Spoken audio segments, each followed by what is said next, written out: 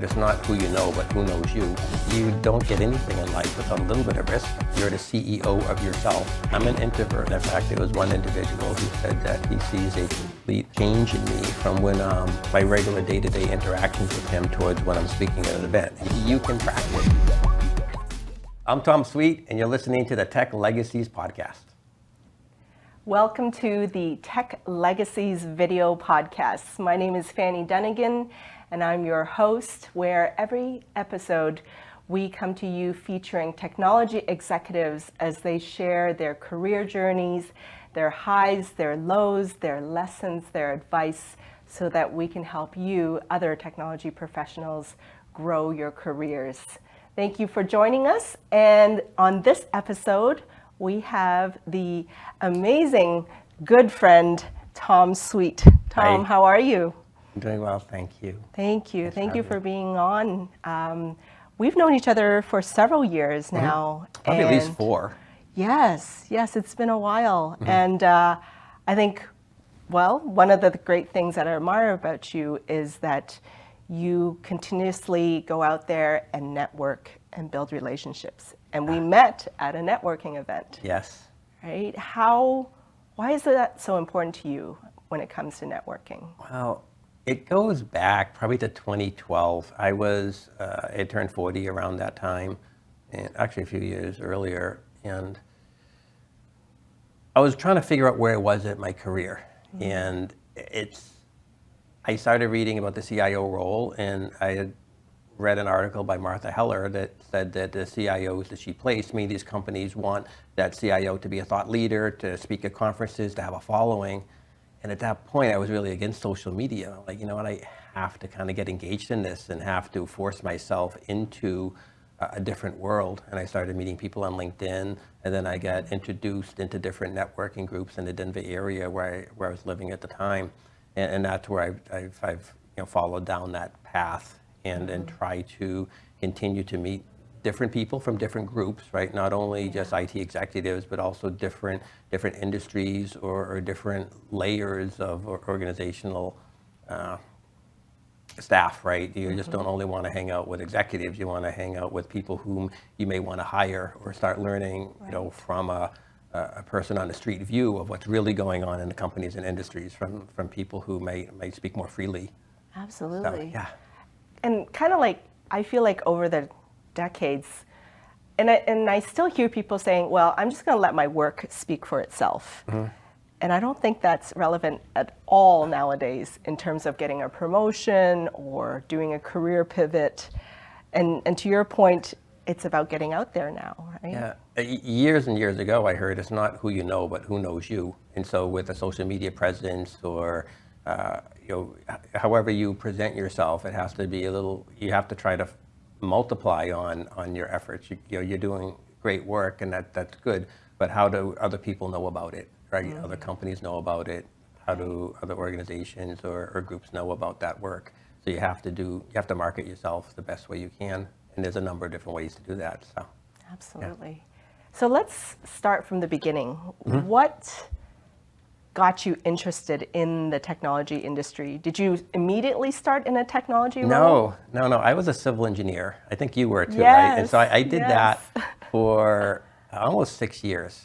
And I was working for the Massachusetts Highway Department in the field as someone on site for different projects, bridge construction. And I had a friend who worked at NEC, and he said that I could do his job, and I didn't believe him. But as engineering got a little more boring for me, manhole design and traffic signaling. I did many traffic impact studies. I remember those, counting cars. So I made the switch back in '97 to IT, and they say like 90% of success is showing up. Well, I showed up for an interview on a snow day. 2 of the 4 interviewers didn't come in. I was there, and I got the role, so I kind of made that switch back then. And it was a risk, it was a jump, right? Switching from one field to another, you really have to commit to your success in it. And I've been in IT since '97. Wow. Actually, for any of those of you that are in engineering, why do you see that parallel between engineering and technology? Well, A lot of the courses for computer science and traditional engineering are the same for the first 1 or 2 years. It's back in Massachusetts, the other piece of that was there are about 15 schools, with engineering programs and a lot of people. And also at that time, the Big Dig Central Artery project in Boston was finishing up. So there was a lot less work coming, that a lot of people had moved from different parts of the world to be part of that project. So that was the other half of getting into it. It was economic survival too. You've made numerous pivots throughout your life, Tom. I mean, engineering and then NEC, and then what led you to where you are now? Well, I've been looking to get into the CIO role since 2012, as we mentioned earlier, and it's been a long journey, and it's been hard, right? Some people have done it better and faster than me, but I worked my way up from, I was at Microsoft as a individual contributor in the Office and SQL Server teams, and then I moved to a private company that did software for mining, so it was like AutoCAD, but for mining and geology, and went to a short stint at Travelport, and then spent 6 years at GM Financial, and that was a really good role for me. It was a larger team, much larger organization, but I still wanted to get into the C-level, and I had the opportunity to move to Industrial Refrigeration Pros. I was really the third employee, the CEO and the VP of HR, and then me. Wow. And we are acquiring companies in that space, and it's an opportunity that I couldn't turn down. And I got advice from 8 different CIOs, and they all said I should definitely take it. So you can't go wrong if 8 of them are all unanimous. What was the reason for them encouraging you to do that? Well, there's a number. I think part of it was an opportunity to get into private equity, which is really hard to get into. And I had that opportunity. Number 2 is you do get the title, which is important if you're looking for board seats, or if you're looking to have that experience across the wide breadth of an organization.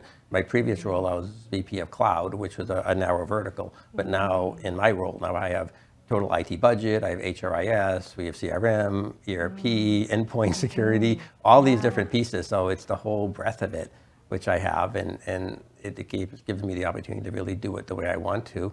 And I think the third piece was just the experience and getting that. It's a lot of fun, right? And so sometimes larger companies aren't as fun, but in these roles, Rusty Kennington, whom you know, right? He said these roles are a lot of fun, and he's been correct, right? It's so much fun. But that's still a huge risk, right? To go from, let's say, an established it's a lot of risk. There is no performance improvement plan for CIO, right? So why take the risk? Because I can do it, and you don't get anything in life without a little bit of risk, right? Whether it be, people who travel the world, hundreds of years ago to explore, or people who start a company, right? There's always some risk involved, and it's a measured risk, and you have to, each person's going to be different in how he or she measures that. But I was willing to take it. I knew I could do it.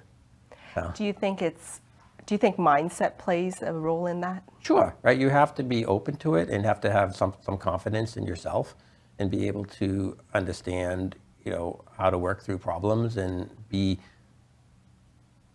able to adapt to different conditions. And sometimes I've met people who they just want to do one job for the rest of their life, and that's great. But I don't know the future. I mean, I can't predict that. Everything changes. And so how do you adapt, and how do you be flexible and look at the opportunities that are presented and then act on them? You and I talked before about this concept of like being uncomfortable and being okay with that and taking those risks. Because at the same time, I talk to a lot of people in transition or career pivots, and they're not happy with their current role, but there's so much comfort in it.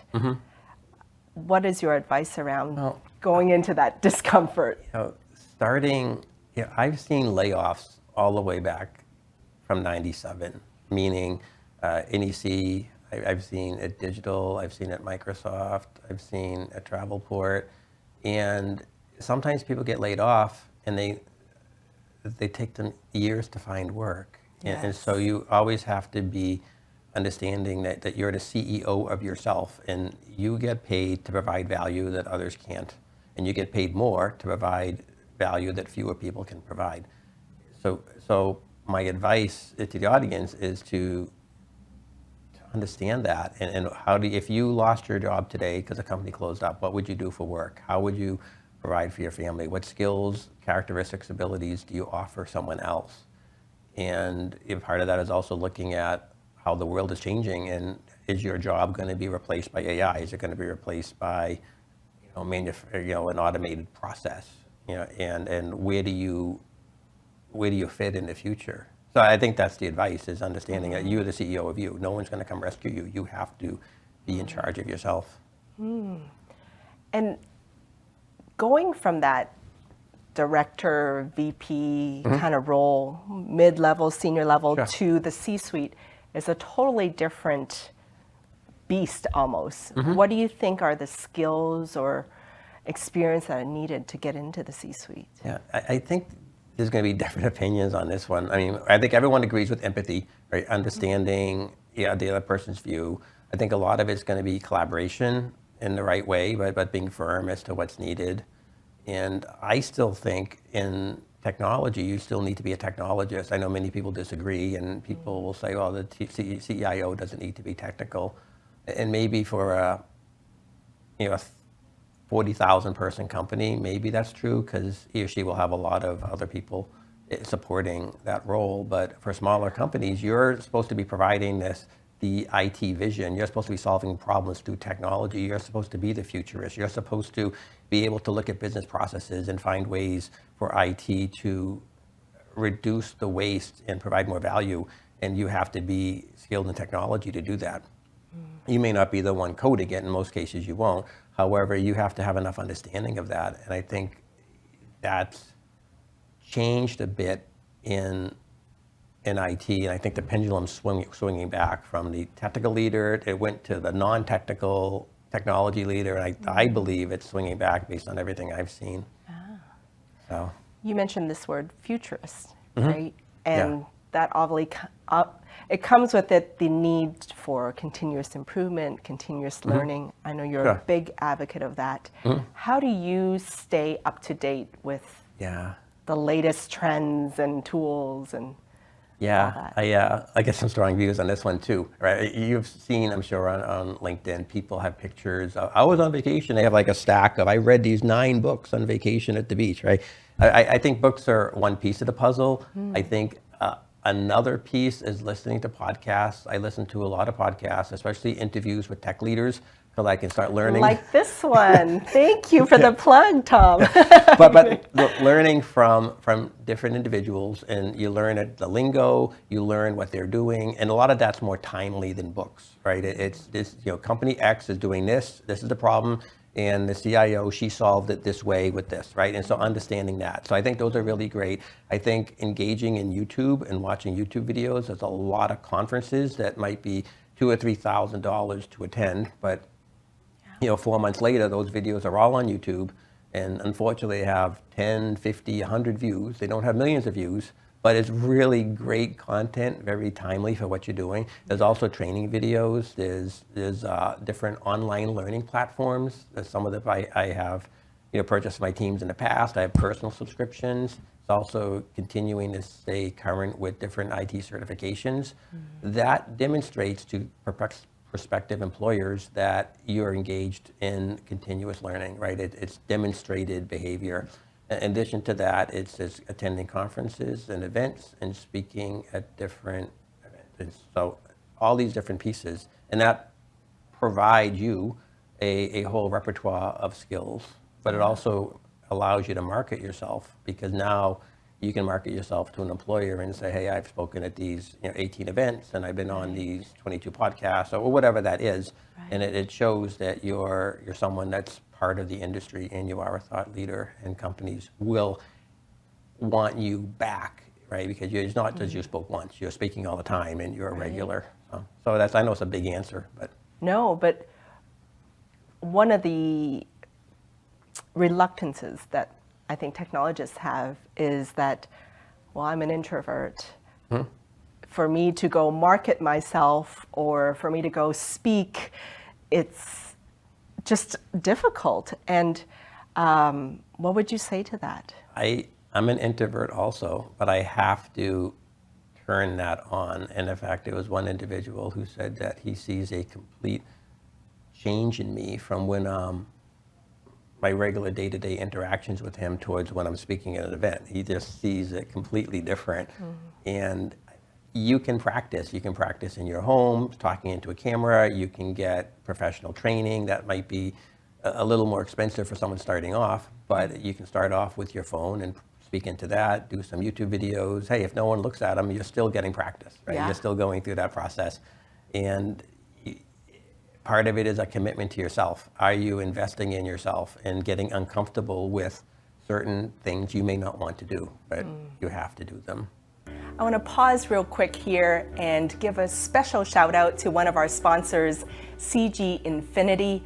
I've worked with them for several years now, and I can truly say that they have one of the best workplace cultures that I've ever experienced. And they specialize in a variety of industries, especially energy, utilities, and financial services. And they serve them through their Salesforce, cloud, as well as customer experience services. So thank you, CG Infinity, and I hope you'll support them as they have supported us here at the podcast. Do you remember your first video, Tom? What was that like? I remember the first. I remember there was 5 I did, and I don't remember specifically which one it was, but I know they weren't very good. And, but nonetheless, it's getting in the game, right? Yes. And, you have to take that step. Absolutely.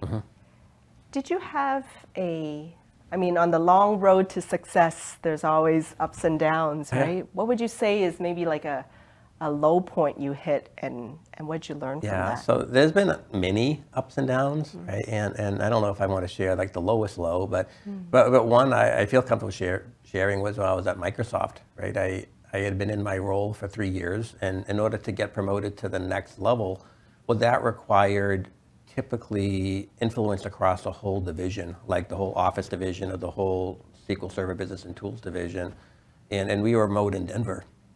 So it's really hard to get that influence across the whole org. And though I didn't get to underperform, I was rated in the lower 10% of people my grade. And that was kind of a death sentence, right? And I did leave a few months later and went to a company called MapTech. And then within 2 months, Microsoft had closed down that whole office.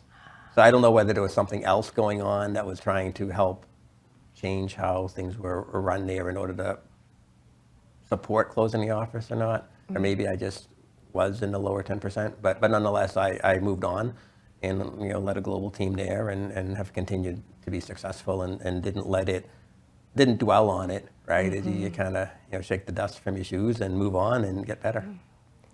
Speaking of not dwelling, what keeps you motivated? What drives you? Well, I think continuous learning, and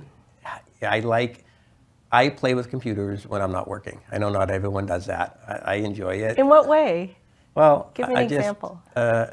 I will look at the different things on ChatGPT, or I have the computer running Linux at my house, and we'll just poke around with stuff, right? I'm not going too deep in it because I'm got a really challenging job as it is, right? But I do poke around a little bit more than maybe most CIOs do, just because I have that curiosity and I enjoy it. And it's a lot easier to do it when you love it. So, Yeah, I think curiosity plays a huge role. yeah. One of the things I admire about you, Tom, is you continue to give back to the community. Even when you were doing that video series, you were giving tips to those in transition or those on how to advance their career. Why is giving back to the community so important to you? Because I'm here today because of people who've given to me. Back in probably 2012, when I started making this decision, I reached out to a woman named Cheryl Tilley, and she was a CIO of a company named Alaska Gold, and they were one of our customers from MapTech. And I reached out to her and asked her to meet for coffee to understand her role and ask for lessons and advice. And she agreed to meet with me, right? And then from there, Jim Galke, who was at PDC Energy, JP Batra, Rob Mylan, who had been at Hunter Douglas Blinds, right? They've all helped me, right? And they gave freely of their time for an hour or two to help me understand where I needed to go. And I'm forever grateful for them. And here it is, over a decade later, I remember their names, right? So that's what an impact they had. So it's important for me to give back where I can, whether it be helping people on Reddit with career questions they might have, or people I engage on LinkedIn or meetup groups, right? I just want to be able to give back the same way that people have given to me. So that's why it's important. I mean, obviously, the role of mentors is huge. But any suggestions on how to do outreach to somebody that you admire so that they become your mentor? Or yeah, I think it's hard to ask for a mentor because no one wants to commit to what could be a year or two or a lifetime. It's like reaching out to someone on the first date and saying, let's get married and we're going to live here and all that, right? Yeah. So I think it's really great to reach out to someone and just ask for advice, right? Hey, because so many executives get reached out multiple times a day for people trying to sell them stuff all day long, every day. And no one ever reaches out and says, hey, you know what, I admire your career trajectory. I look to follow in a similar step. Would you have any advice for me? Would you be willing to have coffee one morning so I can learn from you? Right? No one does that. And those who I've reached out to pretty much always have. I don't know if I had that many rejections around that. I mean, there's local people, obviously, asking someone to fly in from another state, but no one does that. And I think that's maybe the best way. And if it turns into mentorship, that's great. But if you can get a number of individuals to give advice, then you're learning from a wider range of people. You and I talked about before the importance of asking, right? I think too often we don't even ask because we're afraid of the rejection. Yeah. So we don't even bother asking.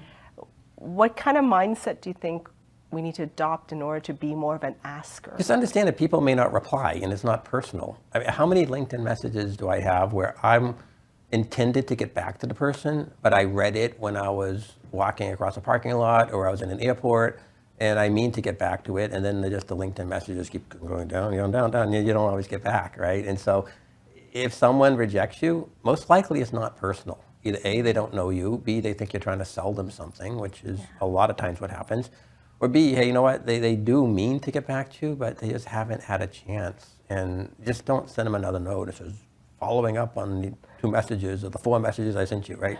I mean, just kind of move on and give it another year or so, right? I mean, don't pester people because they'll block you, guaranteed. But there's enough people out there that if someone doesn't get back to you right away, ask someone else, right? Reach out, go to an event, engage people at different events and ask and be genuinely curious about what they do and ask how they got there, right? So many people are willing to help, right? And people don't ask. You've been networking all around DFW area. What are some of the networking events you think technology professionals should be going to? I think a really great one now is Elevate Exchange, and as led by Robin Austin. Another one is once a year is Innotech, so that's a really great event. Unfortunately, I was traveling during that time period. And then there's different meetup groups. Go to meetup.com. There's Ryan Harper runs the Bitcoin one, and that's a really great one. And even if you're not into Bitcoin, start learning about how it works. Start learning about cryptocurrency because that's coming, and you can meet a lot of investors there. You can meet entrepreneurs there. And I haven't been in a while, but it's a great event. So, but there's all these other different events. So I would say, hey, you know what? I know nothing about Python. Maybe I want to go to the Python group. Okay, there's 42 people going to this meeting. Well, you can go to that, and maybe there's a $2 fee, or I don't know, right? But you start meeting people, and this is how you practice and getting out of that introverted mindset.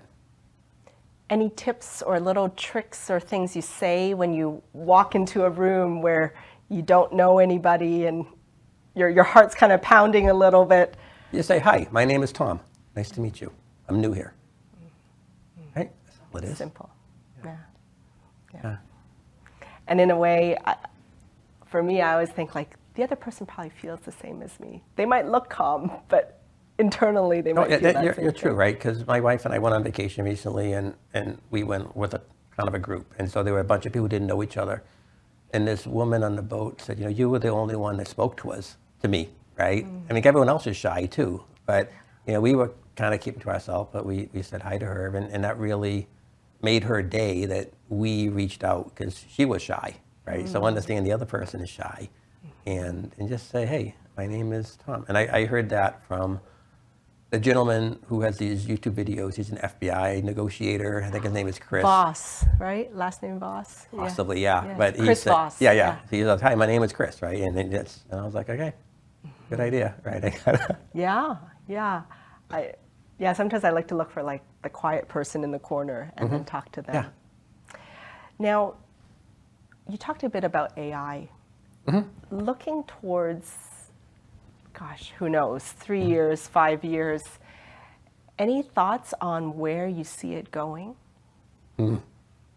Well, I don't know if I'm the best one to answer that. I think more and more jobs will be replaced by AI. When you look at my company's new website, right? The press releases, a lot of the content, I refed through ChatGPT. I get that all cleaned up. Right? If you need to give someone a LinkedIn recommendation, you can have ChatGPT write it. Yeah. So there's all these things you can do. So how it's going to go? It's going to, there'll be video creation. It's already started. You have image creation on Midjourney, and all that things are going to be combined, and there's going to be a lot of. I think it's going to be hard to determine what's true and what isn't. So how if each person navigates that, I honestly don't have the answer. I think that just continuing to keep up with the news, right? I subscribe to a mailing list. I think it's called The Neuron, and it has AI news every day. I think understanding and just being open to continuous learning is to just look at headlines. How is this changing? How is this changing? And then thinking, will this disrupt me? How can I use this for my company? And how can we use this as a differentiator? So, think about, so I guess maybe the advice is get engaged with learning and think about how you can, I don't want to exploit it in a bad way, but how can you use it to further yourself and your company? Because someone else will use it if you don't. So. And now that you're in a company that's scaling and growing, a big part of that is talent, right? Yes. Hiring talent, managing teams. What do you think is the hardest struggle for you when it comes to hiring and managing talent? I think sometimes it's locating the people with the specific skill set. Because some of what we do in the commercial, actually not the commercial, but in the service end of our company, right, requires a very specific skill set in refrigeration and ammonia, right? And that's a harder skill set to find, right? So you're working with different schools, you're working with different industry groups, but really your part of it is also using social media in the appropriate way to attract that talent. And that talent's not on LinkedIn.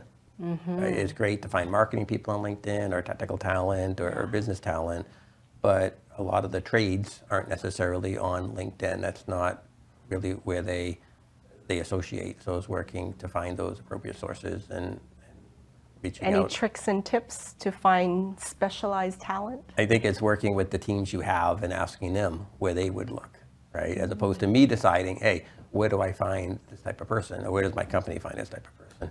It's working with the individuals who are in those roles and asking them to help, right? Providing those incentives for them to be part of that solution. I like that. And then once you hire them and they're on your team, what's worked for you in terms of developing teams and what hasn't worked? Well, I think what hasn't worked is just ignoring them and assuming they'll always be there, right? Part of it is engaging with them and making sure that they know that you're here to help them. You want them to develop, working for their career goals. Some of them, especially in the different trades, have never been asked what their career goals are, right? And so we always assume that because if you've worked at, I think you worked at Oracle, right, or whoever, right?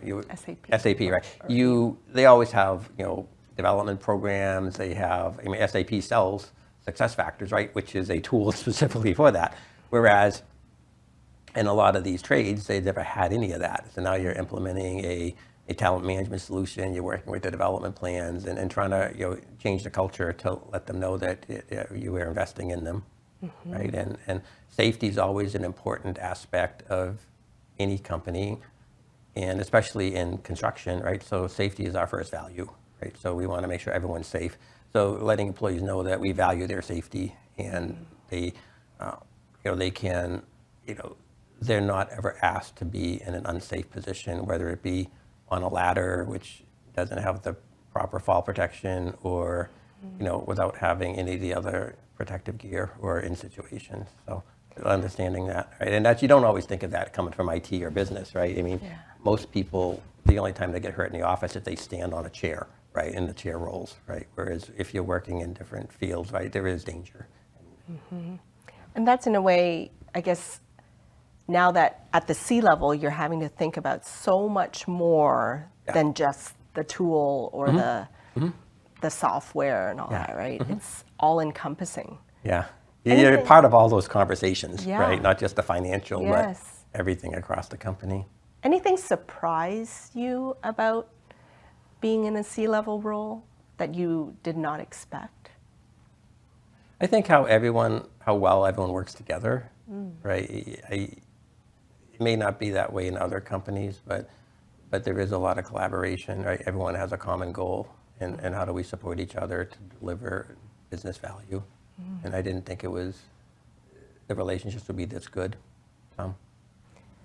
So this is called the Tech Legacies podcast. So Tom, how do you want to be remembered by your peers or colleagues, and what kind of legacy do you want to I think leave? I just want to be seen as someone who tried to help others.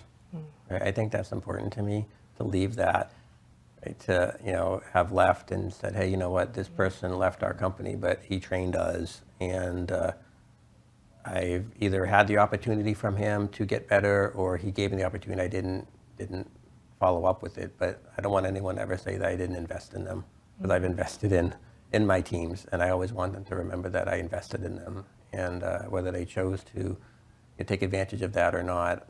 I mean, each person has their own situation in life, but I don't want anyone to ever think that I just came in and exploited them and never made them gave them the opportunity to get better.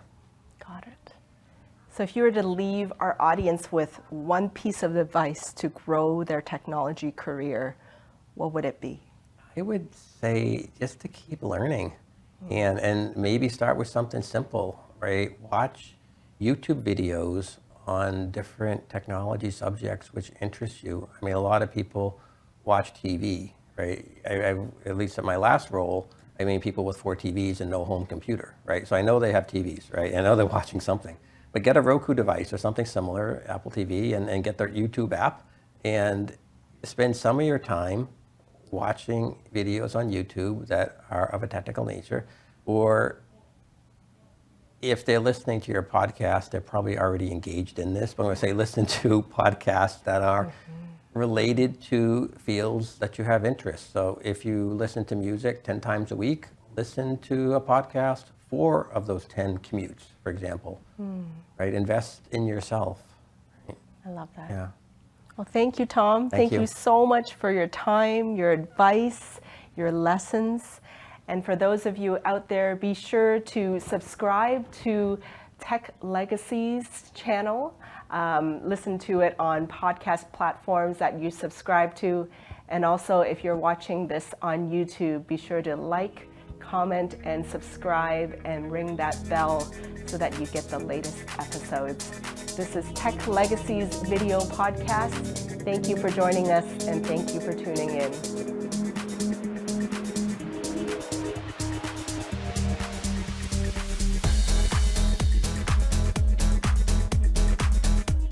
At Tech Legacies, we're all about helping technology professionals grow and succeed in their careers by sharing the advice of top technology executives. If you're looking to take your career to the next level and become a technology executive yourself, we have an exciting program to tell you about. It's called the Tech CXO Excellence Program by Tech CXO Launch Pad, and they are our partners.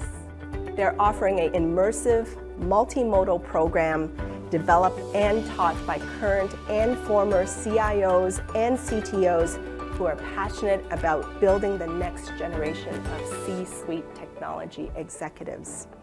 And you'll experience a full immersion into the C-suite world and also get to collaborate, network, and experience capstone-style projects with other professionals. And this is all while benefiting from face-to-face interactions in person with industry guest speakers. It is exclusively for a new level of C-suite executives and C-level direct reports and second directs who are earmarked for succession planning and career growth. To join their waitlist, register your interests at www.techcxolaunchpad.com. That's techcxolaunchpad.com. This program has everything you need to take your career to the next level.